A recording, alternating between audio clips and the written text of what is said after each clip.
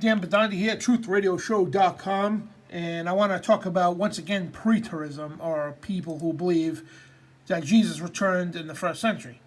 Yeah, as we all know, Jesus died about 33 AD, and these people believe that all the prophecies that he spoke about to the disciples in Matthew 24 were all completed by the year 70 AD, and that's when Jesus returned, they say, in 70 AD, and all was completed. So, and anybody that disagrees with them, they're called futurism Christians. So these preterisms, or there's other names for this group too, that believe in this. So they base this whole assumption off of one verse. And if you go to Matthew chapter 24, and I encourage people to go this for yourself, this is where they get this theory from. Now, this is just going to skip to verse 32 for a minute. It's 32, 33, and 34. And as you see, Jesus talks about the parable of the fig tree. All right? And he goes that the near is, I'm trying to read through the camera here, that is near, even at the doors. Then he goes 34, says, verily I say unto you. Now, mind you, he's talking to the disciples, because he asked them privately. We're going to get into this, okay? They asked them privately, when will these things be? When will be coming, the coming of you? Your return. And he goes, verily I say unto you, this generation shall not pass till these things be fulfilled. Heaven and earth shall pass away, but my words shall not pass away. So this is the very verse that this whole entire theory is based on. Jesus is saying, yes, this generation, which is, you could actually look in Mark chapter 13, Luke chapter 21, says the same exact thing, this generation. So is Jesus talking about the generation of disciples? No, because he would have said their generation. He would have said your generation, because they asked him, when will these things happen? And if it was the generation of them, the first century, he would have simply said, your generation will not pass till these things be fulfilled. He says, this generation, because if you go into the beginning, he's talking about a future generation to come. So let's just go, again, they take one verse, and typical of probably every religion out there that tries to prove that they're the dominant religion, whatever the case, they take single verses way out of context. So to even begin to understand this, you got to start from the very beginning. And again, I'm trying to read through the phone here, so you can actually see what I'm talking about. So, and Jesus went out and departed from the temple, and his disciples came to him for shew him the building of the temple. And Jesus said unto them, see, now all these things, verily I say unto you, there shall not be here left one stone upon another that shall not be thrown down. He's talking about the temple, the second temple. He's talking about the destruction of it, which it did come, the destruction of the second temple did take place. Just as he said it would. And it was after, so anyway, and as he sat upon the Mount of Olives, the disciples came to him privately, saying, now pay attention. They came to him privately, saying, tell us, when shall these things be, and what shall be the sign of thy coming and the end of the world? So this is, they talk about a future thing to come, not right then and there. This is something to come, which is a future generation. And Jesus answered unto them, said, take heed that no man deceive you. For many shall come in my name, saying, I am the Christ, and deceive many. And you shall hear wars and rumors of wars, and see that you need not be troubled.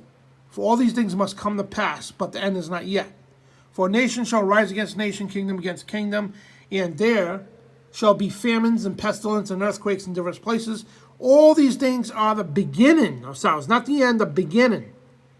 So let me ask you, preterism people out there, from 33 AD to 70 AD, tell me when, please, show me in history, tell me when that nation rose against nation. There was earthquakes in diverse places, famines and pestilence, and all this cataclysm stuff. Of course, the little things happen here and there. But tell me when, 33 AD to 70 AD, did any of these things happen? Then he goes, it's only the beginning of sorrows. Then he goes on, okay? So I'm going to read you and ask you people questions on this, okay? So, witness unto all nations, right? Now, again, this is also Mark 13 and Luke 21. He says the same thing. word for word. Then they shall deliver you up to be afflicted, and they shall kill you. And ye shall be hated of all nations for my name's sake. And then shall many be offended, and shall betray one another and hate one another. And many false prophets shall rise, and shall deceive many. Okay, from 33 AD to 70 AD, how many people came saying they were Jesus? How many false prophets came to say they were the Christ? You won't find one. Not one single bit. And I'll go explain why in a minute. And because iniquity shall abound, the love of many shall wax cold. Now pay attention. But he that shall endure to the end, the same shall be saved. And the gospel, now check this out, key words. And this gospel of the kingdom shall be preached into all of the world, for a witness unto all nations, and then the end shall come. Now, could anybody honestly tell me that knows a tidbit about history? Could anybody honestly tell me that the gospel was preached throughout the entire world in 70 AD? Anybody? Anybody? Nope, you can't. And you won't. Because the gospel was just barely getting through Europe at the time, barely getting to the ends of the Middle East. It wasn't through the entire world. He says, clear as day. There's no, I mean, you go again, Mark and Luke also say the same thing. That the gospel of this kingdom shall be preached in all of the world for witnesses unto all nations. The gospel wasn't even in all nations at the time in 70 AD, even in 100 AD, even in 1000 AD. Okay, the gospel had not reached all nations yet. And that shall then come. So is Jesus wrong here? If he came back in 70 AD, how is this possible? Because the gospel hadn't been preached into all the nations yet. And it goes on. I'm not done yet. And I'm just using your book because these preterism people, like, they know nothing more than the book of Matthew 24, chapter 24. Like, all the other chapters, the other 27 chapters don't exist. And this is all they reference, though. And now we'll talk about the abomination of desolation, which is referenced in Mark 13 and Luke 21. And also in Revelation and everything else. So we're going to tell you what the abomination of desolation is. So when you therefore shall see, when you shall see the abomination of desolation spoken by Daniel the prophet. And this also debunks the people who think the book of Daniel came out after the first century. How was Jesus able to speak of Daniel if the book didn't come out? No, the book's ancient old. Anyway, back to this. You shall see the abomination of desolation spoken by Daniel the prophet. Now, could anybody please tell me that the disciples witnessed the abomination of desolation? No, they didn't. And I'm going to get to that. In the holy place. Okay? And read it that him understanding. Let him that understanding. Then let them which be in Judah flee into the mountains. Did people flee into the mountains from Judah yet? No. Let him which is on the housetop not come down and take anything out of his house, neither let him which is in the field return to back to for his clothes. I'm sorry to read through the screen, guys. I'm sorry. Okay, and woe unto them that are with child, and such as not since the beginning of the world. I think I skipped. I'm sorry, to them that give suck unto those days. So bear with me, guys. I'm sorry. I'm just trying to keep the camera on. I'm holding the camera and trying to read through here. But pray ye that not your flight be in the winter, neither on the Sabbath day. For then shall be a great tribulation. Was there a great tribulation in 33 AD to 70 AD any time? No. Such was not since the beginning of the world to this time. Nor shall ever be. And except those days, look, those days. All right? It's a future, okay? He's not saying the generation of the disciples. He would say, and except these days, he would say that. No, he says, except those days shall be shortened. So you get that now, preterism people? Except those days shall be shortened, not your days. All right? He's telling the disciples this. He's telling us a future generation coming. Plain and simple. There should be no flesh be saved for the elect's sake. Those days again, not these days, those days shall be shortened. So again, he's talking to the disciples. He's saying those days twice. which means a future generation, a future time.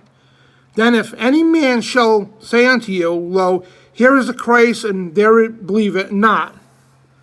For there shall arise false Christs and false prophets, and shall shew great signs and wonders, insomuch as, if it were possible, they shall deceive the very elect. Behold, I have told you before. Now, preterism people, could you tell me any of these false Christs and false prophets that arose and showed great signs and wonders from 33 AD to 70 AD? Anybody? Show me one tidbit of historical proof that this happened. Anything I mentioned yet. And the abomination of desolation is when Syria gets annihilated. Syria today is still on the map. Where we are, 2020. Here's the date right there. September 3rd, 2020. Syria still exists today. And it's given in detail in the Revelation and Mark and Luke and everything else what happens to Syria. And also the book of Daniel. Daniel fully explains the abomination of desolation. Syria gets annihilated, plain and simple. Why does Syria still exist today if thousands of years later, if Jesus already came? He said these things will happen in those days. These have to be happened first before he returns. So how is it possible he came back in 33 AD? Well, let's just go on, okay? And the return of the Son of Man. And wherefore, if they shall say unto you, behold, he is in the desert, don't go forth. He is in secret chambers, believe it not. For as the lightning come out of the east and shineth in even to the west, so shall the coming of the Son of Man be. For whoever is in the carcass there will be eagles gathered together. So he's saying this is a grand Hollywood entrance, guys. And it goes on, okay, when he comes, it'll be like lightning out of the east and shining to the west. Everybody's going to see this. And he goes on to say, immediately after the tribulation of those days, not these days, okay? He's talking to the disciples. He would have said after the tribulation in these days. No. He said those days, future. That's a future tense right there.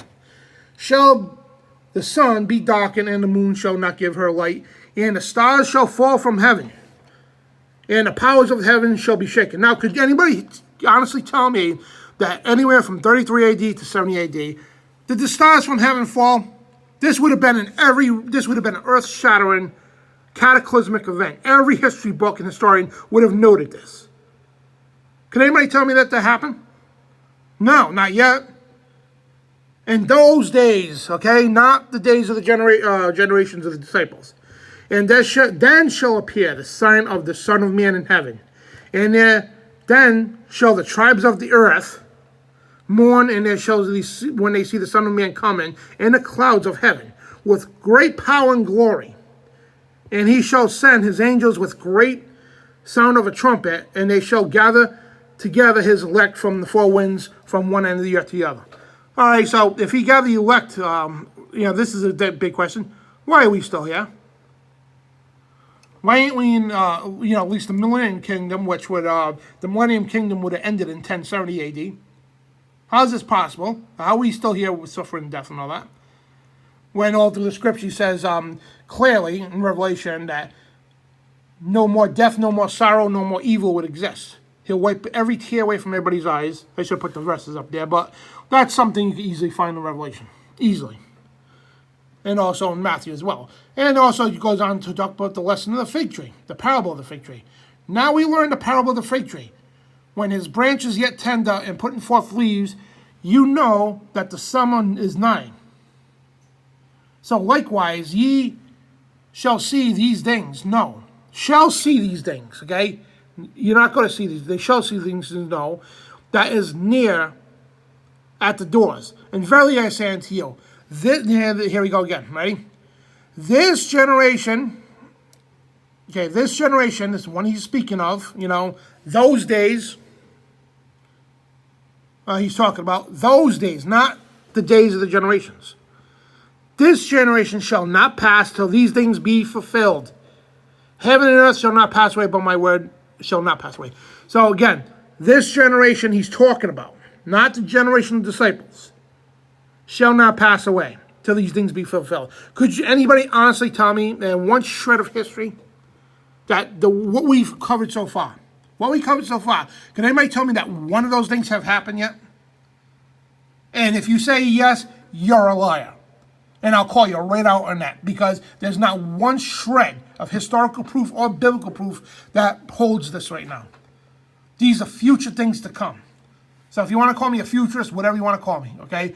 The Bible makes it very clear. He would have told, the disciples, your generation. No, he says this generation. The generation he's talking about in those days. Look, those days, not the days of the disciples. Those days.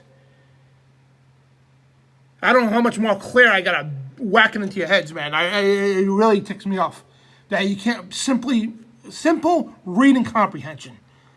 Simple reading comprehension skills, and you'll lock that. And they act like that the book of Matthew chapter 24 is the only thing that exists. And if they actually went on to read chapter 25, they would see it much more clearer. If they went on to read the book of Mark, Luke, Genesis, the Corinthians, Revelation, the book of Daniel, even the book of Enoch, they would clearly see what I'm trying to explain. And be ready at any hour, okay? But the day of the hour that knoweth no man, not the angels of heaven, but my Father only. But as the days of Noah, here's a big thing that just shatters your whole theory right there. But as the days of Noah were, so shall also be the coming of the Son of Man. Now, can anybody honestly say, which a lot of churches today highly lack what the days of Noah were like? No, it's just sexual corruption, whatever. No, it was genetic corruption. Genesis 6 talks about the sons of God, the fallen angels, mating with the woman on the earth, creating an offspring called the Nephilim, corrupting the genetic code of humanity. Okay, and yes, it was sexual corruption and all that, and that's why God destroyed the earth. Okay, you not one person today could say there were Nephilim or anything like that in 70 AD. Not one. And again, if you can say that, you're a liar. All right. And as the days of Noah, and it's not just the genetic corruption, it's all the, just like right here, and for those days right here, that they were before the flood, Jesus describes it. Yeah, tells you what it is. They were eating and drinking, marrying and giving in marriage until the day of Noah entered the ark, and knew not until the flood came and took them all away. So shall also these things coming in the Son of Man be. He's not talking about another flood. He's talking about the things that were going on back then. And there's so much detail, you could write a whole book of actually what happened in those days. And that's right in Genesis, by the way. And also in the book of Enoch, the book of Joshua, and Jubilee. All right, and then shall be two in the field, and one shall be taken, and the other one left. 2 men shall be grinding at the mill, and one shall be taken, and the other one left. All right, and watch, therefore. Ye know not what hour the Lord does come. But no, this is that if the good man of the house had known and watched the thief would come, he would have watched, and would not have suffered his house to be broken into. So therefore, you also must be ready, as so much as the hour of ye think not the Son of Man coming. So he's telling you don't know when he's coming.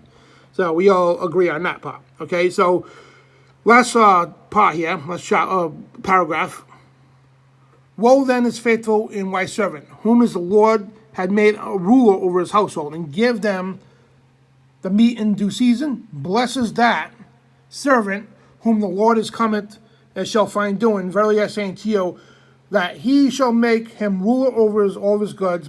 And if that evil servant shall say in his heart, my Lord delayeth his coming, and shall begin to smite his fellow servants, and to eat and drink with drunken, the Lord of the servant shall come in the day when he looketh not, and for the hour that he is not aware of, and shall cut him asunder, and appoint him his portion with the hypocrites. There shall be weeping and gnashing of teeth. That's basically hell. That's what he's talking about. So I had to read the whole chapter so we could go through the whole thing in context. So again, they based the entire assumption on one single verse 24:32 of Matthew. This generation shall not pass. Again, But what is this generation thing? It's not the generation of the disciples. Let me ask you something, right? If I was to tell you, you came to me and say, hey, Dan, when is your car going to be fixed, okay? And I'll try to use a good example. So you come to me and say, hey, Dan, when's the end of the world? And just say I knew when the end of the world was, right? And I was saying the end of the world, just for example, I would say the end of the world will be 2,500, right? Obviously not your generation, right? So when I talk about all the prophecies that come, and I say, well, if it was your generation, I'll be like, well, your generation's not going to pass until these things be fulfilled. In other words, telling you, you are going to see all these things happen, you yourself, and then, somebody's writing this down as I talk about it. No, it's like this generation, the one I'm talking about, is not going to pass. So in context here, Jesus is, and I'm trying to put it in the best terms I could possibly make it, simple reading comprehensions. In those days, okay, this generation shall not pass until all these things be fulfilled. Heaven and earth shall not pass away, but my word shall never pass away. So again, let's go through the prophecies. Again, if you preterism people can honestly tell me anywhere, the abomination of desolation, please explain to us when that happened. Because these had to be fulfilled. You can't just cherry pick the Bible. You want to use Matthew 24? Let's use Matthew 24. Tell me when the false Christ came. Tell me when the Bible was preached unto all nations at the time. And again, the Bible didn't even reach all nations until like recent centuries, when it started being printed in different languages and everything else, and you had ministries going all over the world doing this. And 70 AD, most of the world didn't even know what Christianity was. They didn't even know who Jesus was. So how is this possible?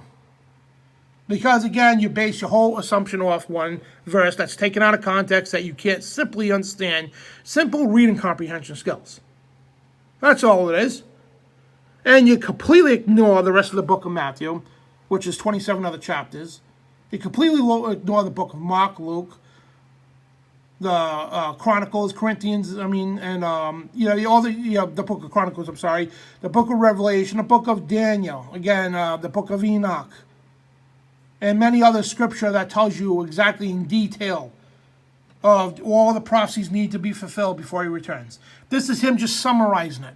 If Jesus was to say every little aspect in prophecy in one passage here, this chapter would be a novel big, okay?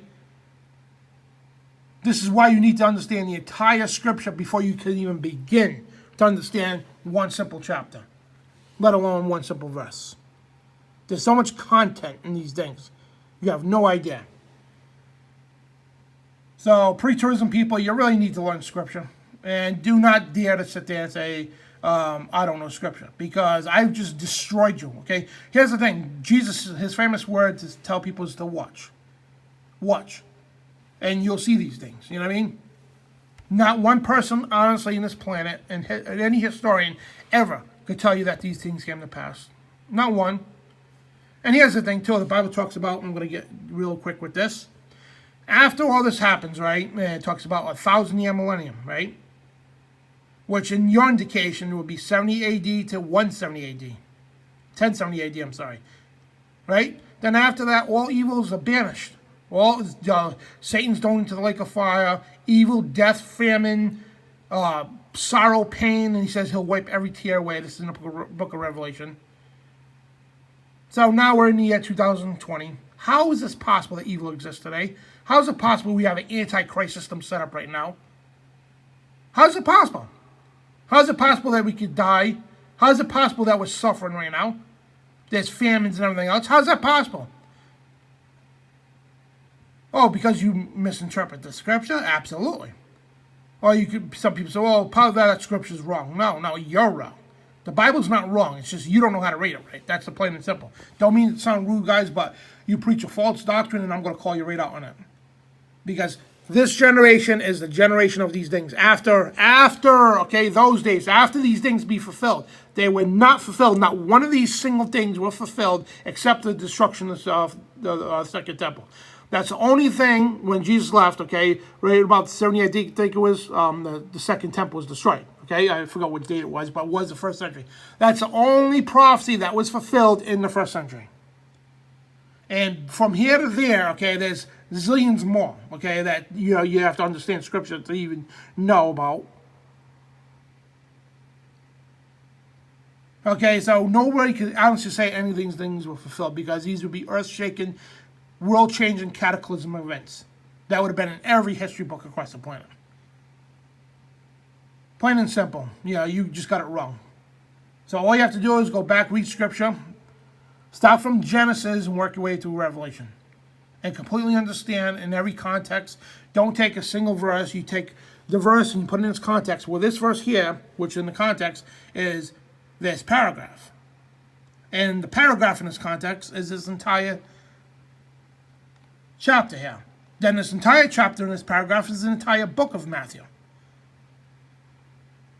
You can't just cherry pick a single verse and make assumptions off that. That's not how it works. That's what every false religion across this planet does. Every one of them.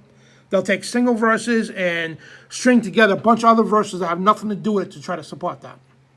Instead of reading this context, the paragraph, then the chapter, then the book.